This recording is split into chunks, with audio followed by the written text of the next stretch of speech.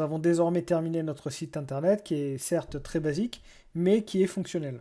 Maintenant, si on voudrait rajouter certaines fonctionnalités et rajouter un peu de dynamisme à notre site internet, il va falloir utiliser un autre langage pour le faire.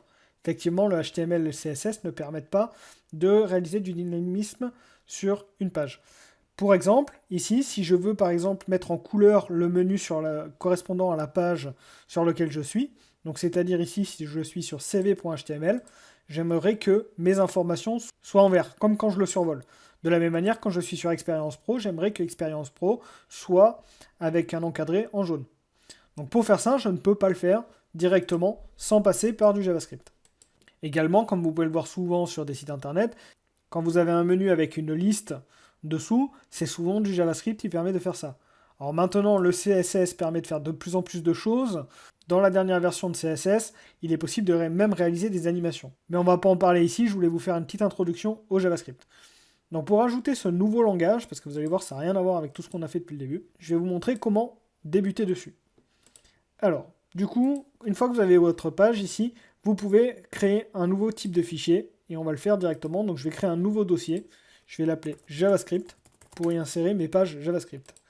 Et à l'intérieur, je vais créer un fichier que je vais appeler menu.js. Donc là, c'est pour gérer notre menu, je vais faire quelques petites actions dessus. Donc je crée ce fichier-là, menu.js. Une fois que j'ai fait ça, il va falloir que ce fichier JavaScript, je l'intègre dans une page HTML. Donc pour le faire, je retourne dans cv.html et en règle générale, le JavaScript, il vaut mieux l'insérer à la fin, donc c'est-à-dire une fois que la page complète HTML est générée, on intègre le JavaScript. En l'occurrence, là, vu qu'on va utiliser en plus des éléments du menu, c'est-à-dire qui sont créés par le HTML, il est important que ça apparaisse après que les éléments du menu ont été affichés par le navigateur. Donc là, je vais le rajouter, je mets script src, et là, je vais chercher mon fichier JavaScript que j'ai appelé menu.js.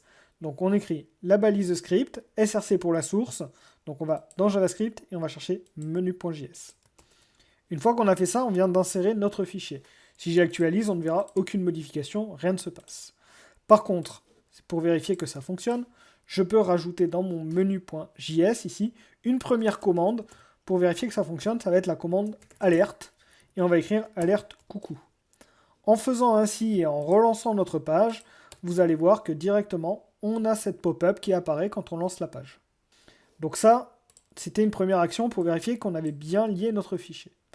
Maintenant, ce que je vous propose de faire, c'est de réaliser ce que je vous ai indiqué. C'est le fait que quand on est sur une page, on affiche qu'on est dessus en encadrant le menu de la couleur correspondante. Donc je vais insérer directement tout le code. Je ne vais pas vous le détailler parce qu'il est un petit peu complexe. Il faudrait vraiment suivre le cours JavaScript que j'avais réalisé précédemment. Donc n'hésitez pas, je vais vous le mettre dans la vidéo. Si vous voulez y accéder, ça vous permettra de vraiment comprendre comment utiliser du JavaScript. C'est d'ailleurs une suite logique à ce cours-là. Donc ici, je rajoute ces lignes de code dans menu.javascript.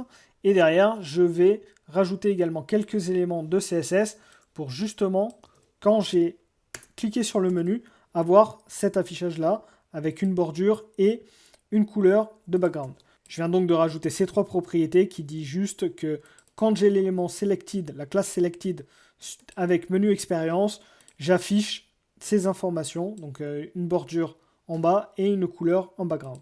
Je vais vous montrer ce que ça donne.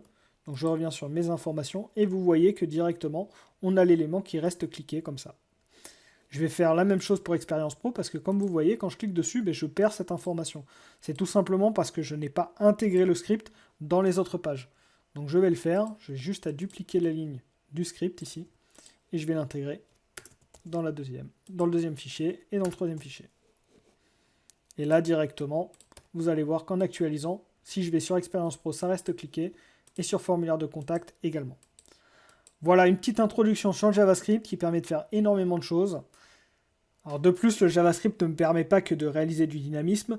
Depuis quelques temps déjà, le JavaScript permet également de réaliser une partie serveur pour faire des sites dits dynamiques. En l'occurrence, ce que nous avons fait, c'est un site vitrine.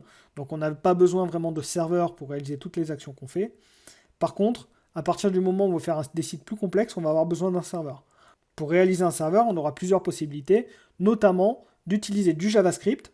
C'est le même langage, mais utilisé différemment, grâce à Node.js. Donc ça, c'est un cours que je propose, je vous invite à aller le faire si besoin.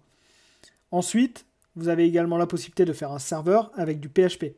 Je propose également un cours à ce sujet-là que vous pouvez suivre également.